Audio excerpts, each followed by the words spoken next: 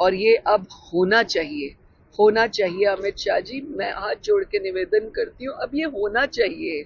और कितनी बच्चियां मेरी तरह यतीम होंगी और कितनी बच्चियां इस बेटी की तरह जो है सुहाग खोएंगी।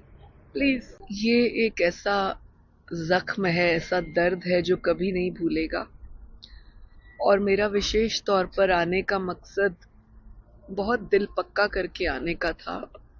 मुझे इसमें कोई राजनीतिक, कोई इसमें ये मन में नहीं आया कि मैं पोस्ट पे हूं तो मैं जाऊं। महिला होने के नाते और सबसे ज्यादा कश्मीर की बेटी होने के नाते, क्योंकि जो दुख आज उसने, इस माँ ने झेला है, वही दुख मैंने अपने बचपन में झेला है। आज भी वो दिन मन दहला देता है, रुला देता है, जब मेरे माता पिता का भी इसी तरह देहांत हुआ और मैं बहुत छोटी थी, 8 वर्ष की थी। और आज भी हमारी वो जमीनें उन मुसलमानों ने कब्जा की हुई हैं। जमीनों की लालच भी नहीं आती अब तो, जहां माँ बाप खो दिए। और बिल्कुल वही दर्द, वही चीज एक बार फिर रिपीट हुई है, जो मेरे दर्द से पहले हमने अपने ताया जी के मुंह से, अपने दादाजी के मुंह से पाकिस्तान के पार्टीशन के टाइम सुना था। 4 वर्ष 4 दिन का विवाह जैसे इस बेटी का है, इस बच्चे का था, इसी प्रकार का 4 दिन का विवाह मेरी बुआ का था, जब पाकिस्तान से वो निकल कर आए और उनको मुसलमानों ने खंजरों से मारा था। एकदम जब सुना और देखा ये विषय, दिल अपनी बुआ को याद करने लगा। बुआ भी ऐसे ही इसी उम्र की थी, 21-22 साल की। और याद आया कि अभी भी वो काफिर, अभी तक काफिर हैं, अभी भी वो इसी तरह से बेटियों के सुहाग उजाड़ते हैं।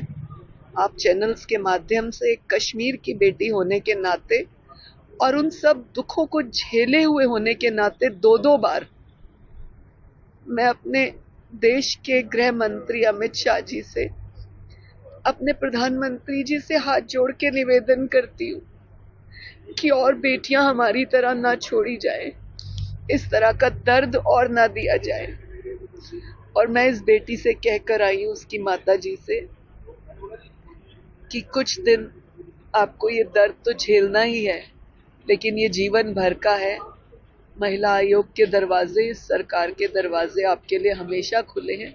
जब जिस जगह ये बेटी हमारे साथ, मेरे साथ जुड़ना चाहे, मैं उसको सीने से लगा कर रखूंगी, उसको अपने साथ जोड़ूंगी, ताकि उसे हिम्मत मिले कि और कितनी बेटियों के साथ ऐसा अन्याय हुआ, वो खुद एक प्रेरणा का स्रोत बने, क्योंकि उसे पूरा जीवन निकालना है। बातचीत हुई आपकी परिवार के साथ या बेटी के साथ? मेरी उसके पिता, माता, दादा से बात हुई।